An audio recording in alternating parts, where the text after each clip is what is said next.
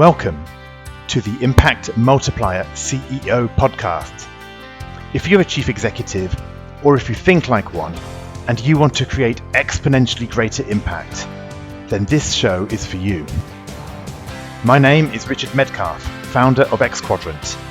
I coach some of the most successful and impressive CEOs and executive teams on the planet and help them achieve extraordinary results. And no matter how successful you've been in the past, there's always a whole new level of impact available to you. So, if you're ready to play a bigger game than ever before, I invite you to join us and become an Impact Multiplier CEO. How do you build a high value creating leadership team? Welcome to Season 3, Episode 10 of the Impact Multiplier CEO podcast. I'm Richard Medcalf. I am actually here by myself today doing a little solo episode to wrap up this series where Davina and I have been exploring exactly what is a high value creating leadership team. How would you know that you have one or you don't have one? And what are some of the symptoms and issues that we see teams experiencing that really hold them back?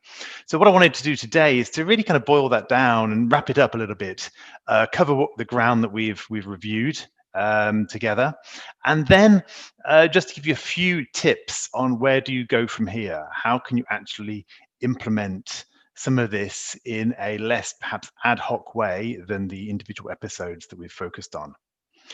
So, and perhaps before I jump in, I have been very remiss of late for those of you who've listened to several series, and I am intending to get in my Freddie Mercury or Queen quote in every episode, and I haven't done it up to now. So I suppose the only one I can think of right now as I speak is Living on My Own, right? Because this is a rare episode where I'm just going to talk directly to you and give you my perspective, right? I do a lot of work coaching senior leadership teams, and hopefully some of these views and ideas will help you as you think about structuring a plan for your own team.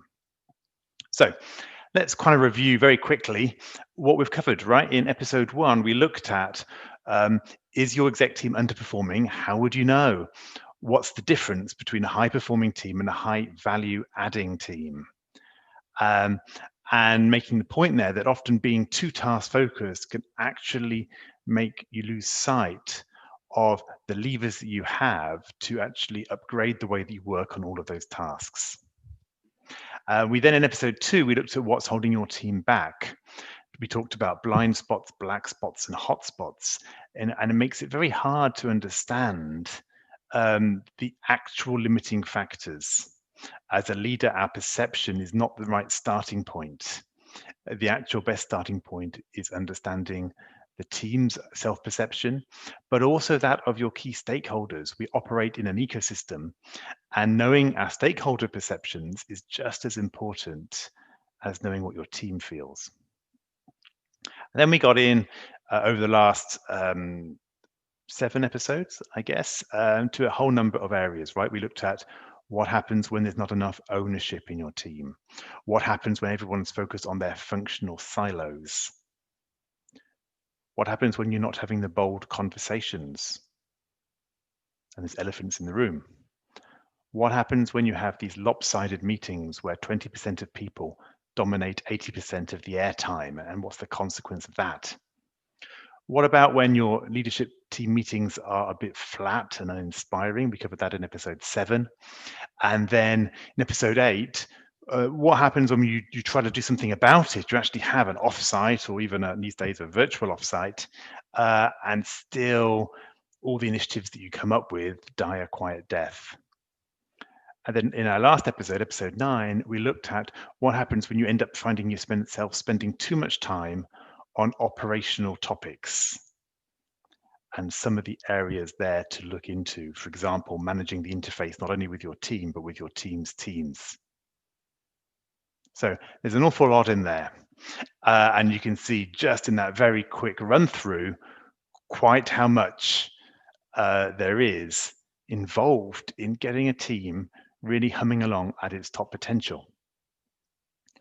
So There are 3 ideas that I'd like to offer you in terms of where do you start and how do you start. The first one is be very careful if you decide to do it all yourself.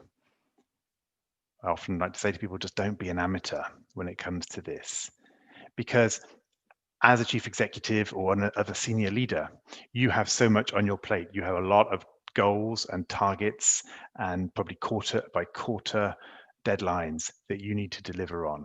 Okay, so there is going to be a natural pressure to deliver on the short term. And so it's incredibly hard to take a longer term perspective on stuff which feels a little bit soft at a time, right? It feels like, yeah, I'll get to the team next week, right? This week I've got another priority. So it's very, very hard to follow through. One of the reasons that often team development does not work is because people hire a consultant in or they do a team offsite and then they commit to following up. Yep, we've got all our initiatives, and the follow through dies, right? We talked about that in episode 8. It's one of my um, clients, one of my early clients, did something very similar. We had an incredible offsite. They were super pumped. They had a real roadmap, and they said, "Richard, we've got it from here. This is going to be amazing. We've got things in the diary. We've got owners of different initiatives. We're sorted." Went back 6 months later, and almost nothing had moved because there'd been a business shift. People had changed roles, and time had got squeezed. And they were still in the same place as a team as they were 6 months before. So really understand who you can bring in. Now, it might be somebody external like me or from X Quadrant, but it might also be somebody else, internal perhaps, an HR specialist or somebody else who can help you with this. But I think you really need somebody who has the expertise and who's able to work with you to make sure this happens. The other problem with trying to do it yourself is you don't have the independence. You see, you are part of the system in which the team operates. If you're the team leader, then often your own leadership is having a massive impact in the operation of the team. And it's very, very hard to try to adapt to the system of the team when you're a part of that very same system. So don't be an amateur. The second one is roadmap first. It's really tempting to dive in with some idea of we need to do this with the team. We need to improve relationships. We need to do a team building exercise. We need to work on our charter. We need to improve accountability. But I would say slow it down and build this roadmap. Create a shared view with the team, agreeing on what's the current reality. And again, you can hear more about assessments and things in episode 2. So what's the current reality in which the team's living? How is the context in which the team is operating shifting? So this might be the market. What's the market going to be like in 2 years? What are customer expectations going to be like in 2 years? But it could also be internal. How are our internal stakeholders going to be changing in the next 2 years? What are they going to need from us? How will success be different for us in 2 years than now? How are the goalposts moving? Okay, and so once you've got the reality and the shifting context, then the team can develop a picture of what its next level is going to be. Okay, so let's paint a picture that everyone can see themselves in and can understand what it looks like, what it's going to feel like, what the shifts and changes are in that future vision. Once you have that, you can then start to build a map of getting from A to B. I'll give you an example. I recently worked with a leadership team of a high growth tech company.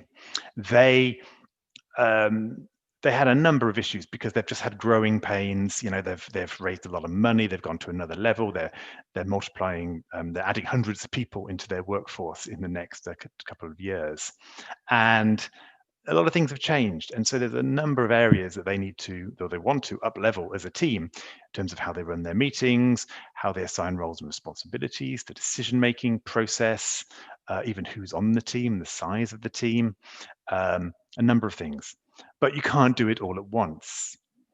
And so we worked together and really came up with a 6-step plan, really a phased roadmap to say, whoa, we've got all these areas, but we don't need to deal with them all at once. And frankly, no one's got the time to do them all at once. But actually, if we were to address these things in this order, that would make a lot of sense. Things would build upon each other. You wouldn't have to go back and revisit the wheel. And that, if you really executed on those 6 steps in the next 2 years, it would naturally take you from where you are to where you want to be. I'm going to pause there. Do you have that kind of clarity for your executive team? Do they all agree on their 3 to 6 steps? Not just for where the business goes, but for how they as a team need to develop in order to go there. So roadmap first. And then once you've got once you know the team's roadmap, once the team has agreed the roadmap, you can then agree as a team, how do we want to work on these issues to move forward? And this is really where the team coaching process comes in. So coach the team is really the 3rd step. So this is different from doing team building or doing team facilitation. Often when clients come to me, they're expecting me to kind of bring all the answers with my consultant's toolkit, tell them the things they have to do, the processes they need to adopt, and so forth. But actually, creating sustainable change in the team comes from creating insights in the team, not just telling them to do more and more things each week. So this is actually a counterintuitive shift. We've got to stop jumping to the immediate action, but we've got to start thinking about the dynamics of the team instead. Okay, so moving away from the immediate, what's the action from this session, but actually slowing down, what's the system we're operating in? How are we going to create more value across the stakeholders? What are the assumptions that keep us operating the way we are? How do we work when we're together, but also how do we work when we're apart? What are the behaviors we need to practice when we're together, and what are the behaviors we need to work on when we're apart? And this creating of a reflective space is a game changer. I've been working with a team in pharma, and over a session with them, there was a huge shift in how they saw themselves. They suddenly realized that they were no longer needing to be an operational team primarily, but because of some organizational changes, their role or their key success factor was going to be the degree to which they could be an influencing team, a team that created an ecosystem of partners internally and externally, and a team who could shift the mindset and the perceptions and the priorities of this ecosystem. In other words, they could have all their operational ducks in a row, but if they didn't change certain key stakeholders' approach and mindset, nothing was going to happen.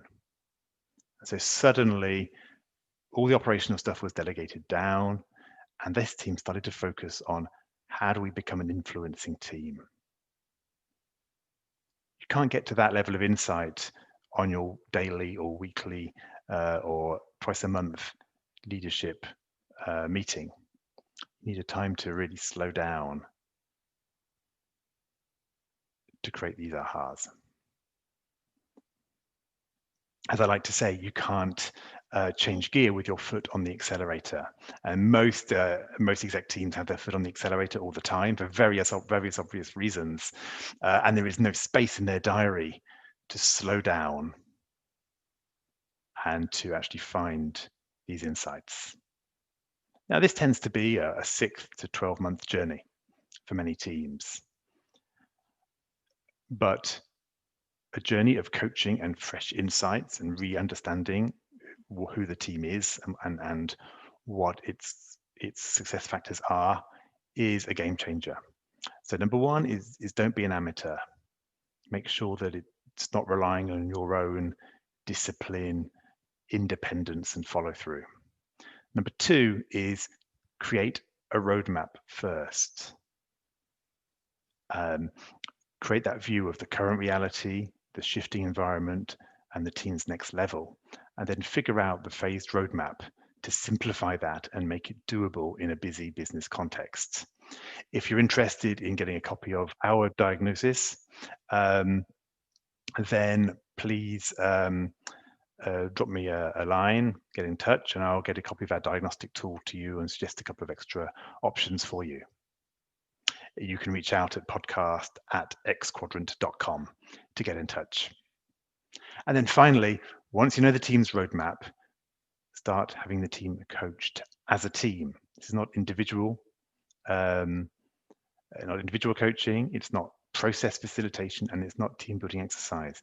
It's really creating a space for the team to reflect, create shared insights, and then agree new behaviors and way forward. If you're interested in any of that, again, very happy to speak to you. I spent a lot of time doing this kind of work with fast-growing companies or companies going through major transformations, and I'd love to share more expertise with you.